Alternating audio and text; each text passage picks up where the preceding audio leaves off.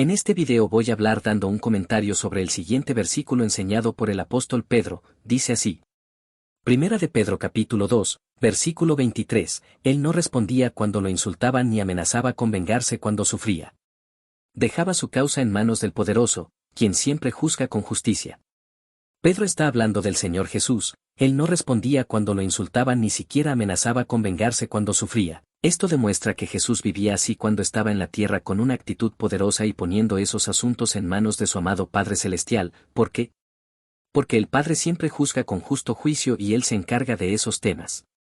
Por si alguien no lo sabía, el Padre Celestial es el juez supremo, en cual es fundamental clamar justicia a Él con el fin de que castigue a los malvados que insisten en hacer el mal una y otra vez, sobre todo, especialmente, aquellos que rechazan repetidas veces el verdadero Evangelio que nos lleva a la salvación y lo que es fundamental en nuestra salvación eterna. El Padre se encargará de todos esos asuntos conforme su voluntad. Entendiendo lo anterior, pasemos a una enseñanza poniendo como ejemplo cuando vivió Jesús aquí en la tierra conforme a la enseñanza del apóstol Pedro, pero antes de leerlo, le recomiendo que agarre su Biblia y busque los textos que citaré. Vamos a leerlo. Mateo capítulo 26, desde el versículo 57 al 67, dice así. Título, Jesús ante el concilio. Los que prendieron a Jesús le llevaron al sumo sacerdote Caifás, a donde estaban reunidos los escribas y los ancianos.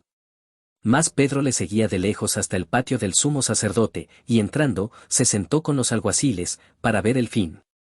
Hasta aquí, comentaré rápidamente estos dos textos del verso 57 al 58.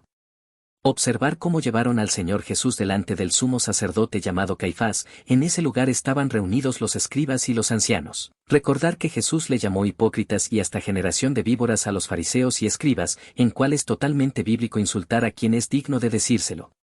Y Pedro, que es el discípulo de Jesús, le seguía a Jesús desde lejos, en cual él quería observar e incluso, aprender pienso yo porque, Pedro sin duda aprendió también de Jesús eso sin duda.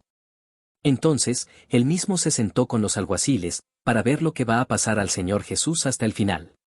Aquí se aprende del apóstol Pedro de que es fundamental también ser observador, aprender los sucesos, saber interpretar lo mejor posible lo que ocurre sin cometer errores, entre otros. Todo esto queda claro que es así y es bueno, por algo Pedro enseñó eso después el texto principal que cité anteriormente. Pasemos a los siguientes versículos. Y los principales sacerdotes y los ancianos y todo el concilio, buscaban falso testimonio contra Jesús, para entregarle a la muerte, y no lo hallaron, aunque muchos testigos falsos se presentaban. Pero al fin vinieron dos testigos falsos, que dijeron, este dijo, puedo derribar el templo del poderoso, y en 3 días reedificarlo. Y levantándose el sumo sacerdote, le dijo, ¿no respondes nada? ¿Qué testifican estos contra ti? Hasta aquí, comentaré rápidamente estos 3 textos del verso 59 al 61. Prestar mucha atención que esa gente malvada buscaban a personas que dijeran falsos testimonios contra el Señor Jesús. Esto nos demuestra que hay personas malvadas que buscan destruir a una persona justa. Cuando digo destruir, me refiero que intentarán darle mala fama, que la gente le odien, entre otros y de forma resumida, que se pongan en contra de él con todo tipo de maldad y mentiras. Por si alguien no lo sabía, el Padre Celestial odia a la gente que habla falsos testimonios, tal como se enseña en Proverbios capítulo 6, versículo 16 al 19. Bueno, después, vinieron 2 testigos que han dicho un mensaje, puedo derribar el templo del poderoso, y en 3 días reedificarlo. ¿Qué significan estas palabras? Para hacerlo más entendible para todos, para eso vamos a leer las mismas palabras del Señor Jesús, acompáñame. Juan capítulo 2, versículos 19 al 22, dice así, respondió Jesús y les dijo, destruid este templo, y en 3 días lo levantaré. Dijeron luego los judíos, en 46 años fue edificado este templo, ¿y tú en 3 días lo levantarás? Mas él hablaba del templo de su cuerpo. Por tanto, cuando resucitó de entre los muertos, sus discípulos se acordaron que había dicho esto, y creyeron la escritura y la palabra que Jesús había dicho. Ahí lo tienen, ese es el verdadero significado de destruir el templo refiriéndose a Jesús y al 3er día reedificar o en otras palabras, resucitar. Por eso se cumplieron las escrituras del profeta Isaías capítulo 53 el siervo sufriente, siendo así, asesinaron a Jesús un día miércoles y al 3er día que viene ser el sábado. Su amado Padre Celestial lo resucitó de entre los muertos por medio de su poder, tal como se enseña en Romanos capítulo 6, versículo 4, Gálatas capítulo 1, verso 1, primera de Pedro capítulo 1 verso 21. ¿Ha quedado claro sobre este asunto fundamental? El sumo sacerdote le dijo a Jesús: no respondes nada contra los que le acusaban. Sin embargo, ellos malinterpretaron lo que dijo Jesús en estos textos que están en Mateo relacionado a este tema y seguidamente, el Señor se queda callado. A continuación, veremos la respuesta de Jesús y el contexto completo. Leamos. Mas Jesús callaba. Entonces el sumo sacerdote le dijo: te conjuro por el poderoso viviente, que nos digas si eres tú el Mesías, el Hijo del Poderoso. Jesús le dijo: tú lo has dicho, y además os digo, que desde ahora veréis al Hijo del Hombre sentado a la diestra del poder, y viniendo en las nubes del cielo. Entonces el sumo sacerdote rasgó sus vestiduras, diciendo: ha blasfemado. ¿Qué más necesidad tenemos de testigos? He aquí, ahora mismo habéis oído su blasfemia. ¿Qué os parece?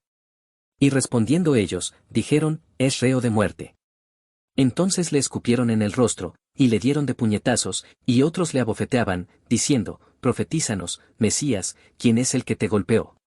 Desde el versículo 63 al 68, haré un comentario resumido. Como han leído, Jesús no respondió la pregunta que hizo el sumo sacerdote, por algo es y, a continuación súplica al Señor Jesús invocando al Dios Supremo, que es el Padre Celestial, si Él es el verdadero Mesías de Israel, el Hijo del Padre Celestial, y Jesús le responde: tú lo has dicho. Esta enseñanza nos deja claro que Jesús es el verdadero Mesías de Israel, el Verbo hecho carne en cual su amado Padre Celestial lo engendró en el vientre de María utilizando un espermatozoide de José, siendo así, el verdadero descendiente del rey David por medio su padre biológico humano llamado José, no de María, por algo se llamaba a sí mismo Hijo del Hombre, no hijo de mujer. Esta enseñanza se refleja en Juan capítulo 17, versículo 3, es fundamental para nuestra salvación eterna también. ¿Comprendes lo que te quiero decir? Y luego Jesús dijo que se sentó en la diestra del poder y después vendrá del cielo en unas nubes. Esta última enseñanza de Jesús refleja cuando él subió al cielo en una nube y volverá exactamente igual. Todo esto se enseña en Hechos capítulo 1, versículos del 6 al 11, hasta él mismo lo dijo cuando vendrá por segunda vez después de la gran tribulación con su ejército celestial, enseñado en Mateo capítulo 24, verso 29 al 31. Y luego el sumo sacerdote, que es un hijo del diablo, acusa y desprecia al Señor Jesús acusándolo blasfemo. Sin embargo, Jesús ha dicho la auténtica verdad, y luego, los demás que estaban allí, los responsables obviamente, le acusaron de que debe de morir, hasta le golpearon y todo lo que se enseña en el texto. Como podemos ver, Jesús no respondía cuando lo insultaban como la blasfemia satánica procedente del sumo sacerdote ni se vengaba cuando sufría los golpes. Todo esto se refleja en la enseñanza del apóstol Pedro tal como él lo enseñó y fue así. ¿Te das cuenta que es una enseñanza poderosa en el sentido espiritualmente hablando? Así debe ser una actitud de un verdadero cristiano también, tal como lo dijo el apóstol Pablo de que nosotros debemos de tener una actitud semejante al Mesías. Vamos a leerlo. Filipenses capítulo, verso 5, dice así: vuestra actitud debe ser semejante a la del Mesías Jesús. Ahí lo tenemos, esa actitud tal como lo demostré anteriormente, también debemos de tenerlo los verdaderos cristianos. Pondré un ejemplo: la venganza no nos pertenece a nosotros, sino, la venganza le pertenece al Señor tal como lo dijo el apóstol Pablo en Romanos capítulo 12, versículo 19, si tomamos venganza nosotros mismos, cometemos un terrible error y dependiendo del asunto, puede ser muy grave o no, mientras más grave sea, peor será y Dios Padre tomará medidas sobre ello conforme a su voluntad. Gracias a la observación del apóstol Pedro, nos dejó esa enseñanza para nosotros y que debemos de practicarlo, porque es necesario y deber nuestro, no dejarse guiar por la carne, sino, por lo espiritual. Que sea de edificación. Saludos a las personas y, gracia y paz a mis verdaderos hermanos en la verdadera doctrina en nuestro Padre Celestial y nuestro hermano mayor Jesús, el Mesías de Israel. Atentamente, Daniel Motte, cristiano bíblico.